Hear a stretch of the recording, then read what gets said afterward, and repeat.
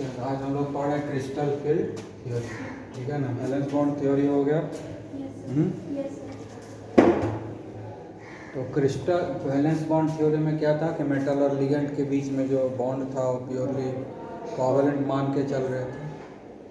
उसमें बहुत सारा एजम्पशंस था, सारा चीज़ तो वो एक्सप्लेन नहीं कर पाए थे, इसलिए एक नई थ्योरी की ज़रूरत पड़ा, आया हमारा क्रिस्टल फील्ड थ्योरी। ठीक है, तो क्रिस्टल फील्ड थ्योरी में सबसे पहले की वैलेंस बॉन्ड थ्योरी में बॉन्ड जो था मेटल और लिगेंड के बीच में वो प्योरली कोवेलेंट मानते थे, लेकिन इसमें हम लोग क्रिस्टल फील्ड थ्योरी में जो है इसको हम लोग आयनिक मान रहे हैं, प्योरली आयनिक। ठीक है ना, जो चीज़ कोवेलेंट बॉन्ड मान रहे थे वैलेंस बॉन्ड थ्योरी में, उसी बॉन्ड को हम लोग यहाँ पर आयनिक मान रहे हैं। ठीक है, अगर according to crystal field theory metal ion और लिगेंड्स को हम लोग जो है पॉइंट चार्ज मानते हैं, है ना, पॉइंट से उसको डिनोट करते हैं, मतलब एक छोटा सा पॉइंट चार्ज मानते हैं। किसको? मेटल को और लिगेंड्स दोनों को पॉइंट चार्ज मानते हैं। ठीक है, तो ये एजम्पशंस है। उसके बाद कहता है कि अब तो लिगेंड दो तरह का होता है, कुछ लिगेंड नेगेटिव होता है और कुछ न्यूट्रल होता है। तो अगर लिगेंड नेगेटिव हो तो मेटल आयन भी हो गया चार्ज और लिगेंड भी चार्ज हो गया। मेटल हो गया पॉजिटिवली चार्ज और लिगेंड हो गया नेगेटिवली चार्ज। तो इसमें जो दोनों के बीच में इंटरेक्शन होता है, दोनों के बीच में जो इंटरेक्शन होगा उसको हम लोग बोलते हैं आयन आयन इंटरेक्शन। उसको क्या बोलेंगे? Ion ion interaction.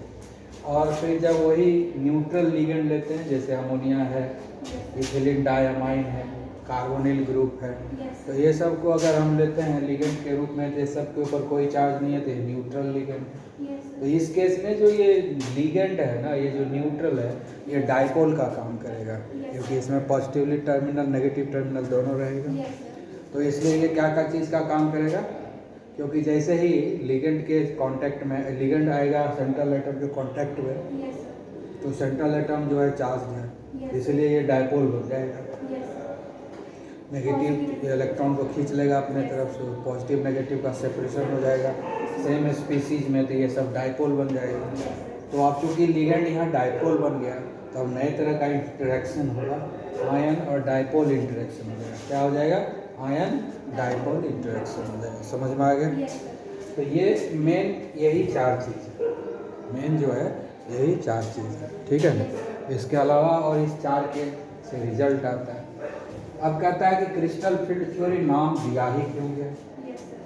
Crystal field theory नाम ही क्यों दिया गया? इसका नाम होगा ना, वहाँ पर बैलेंस बॉन्ड इसलिए दिया गया था क्योंकि बैलेंस इलेक्ट्रॉन को सिर्फ कंसिडर किए हुए, है ना, कम्प्लीटली फील्ड हो चाहे यहाँ पर, तो जो भी है बैलेंस बॉन्ड थ्योरी जब हम अप्लाई करते हैं कोऑर्डिनेशन कंपाउंड में, तो जो एम्प्टी चाहिए ऑर्बिटल, एम्प्टी ऑर्बिटल को सिर्फ कंसिडर करते हैं, हाफ फील्ड को कंप्लीटली फील्ड को कंसिडर नहीं करते हैं, सिर्फ जो है हमको चाहिए एम्प्टी ऑर्बिटल। तो उसके हिसाब से हाइब्रिडाइजेशन बना था, उसको डिस्कस किए थे।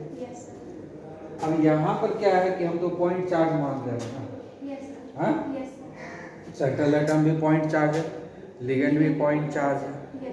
तो लिगेंड का अपना है, उसके चारों तरफ जो है कोई भी जो चार्ज पार्टिकल होता है, तो उसके चारों तरफ एक जो उसका इम्पैक्ट एरिया होता है ना।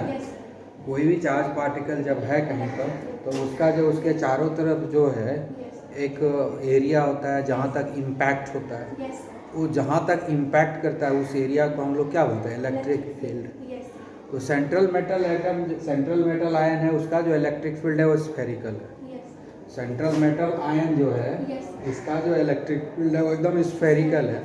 लेकिन लिगेंड का जो इलेक्ट्रिक फील्ड है ना, वो स्फेरिकल नहीं है, नॉन स्फेरिकल।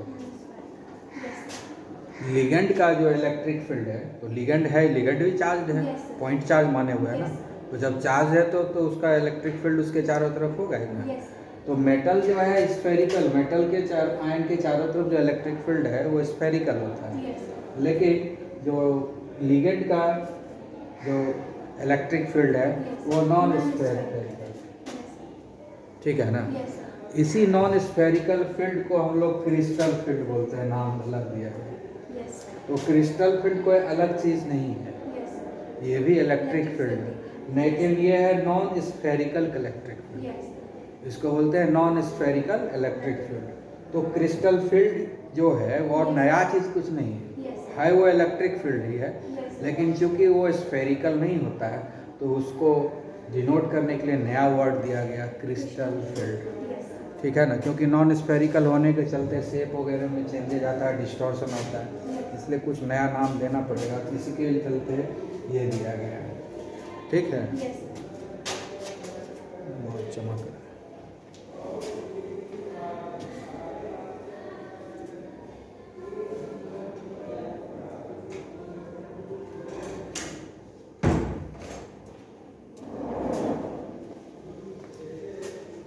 ठीक है, तो समझ में आ गया Yes.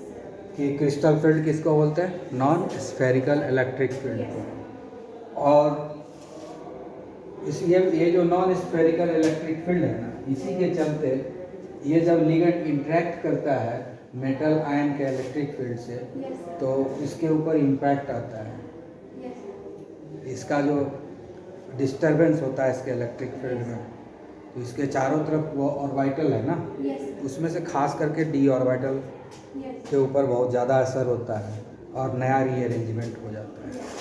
तो ये जो इस नॉन स्फेरिकल इलेक्ट्रिक फील्ड से जो सेंट्रल मेटल आयन अफेक्टेड हो जाता है, Yes.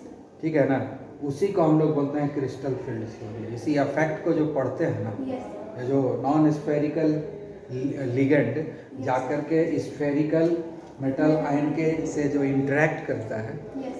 है ना, Yes. इसमें जो डिस्टरबेंस आता है फिर मेटल आयन के इलेक्ट्रिक फील्ड में, उसी को हम लोग स्टडी करते हैं, उसी को हम लोग बोलते हैं क्रिस्टल फील्ड थ्योरी।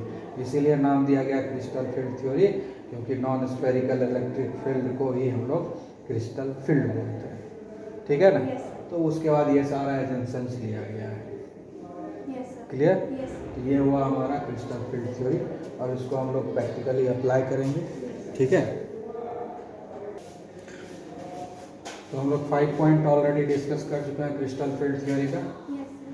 तो हम लोग नेक्स्ट अब डिस्कस करेंगे 6th वन। इसमें क्या कर रहा है कि ligand surrounding the central metal ion influences the energies of the orbitals of central atom, particularly D orbitals. Yes. तो पहले ही डिस्कस कर चुके हैं, सेंट्रल एटम जो होता है वो पॉइंट चार्ज है। Yes. जब चार्ज का नाम लेते हैं तो उसके चारों तरफ इलेक्ट्रिक फील्ड होगा ही। Yes. ठीक है, अलग अलग नाम से बोले वो अलग चीज़ है, Yes. है तो इलेक्ट्रिक फील्ड ही। Yes.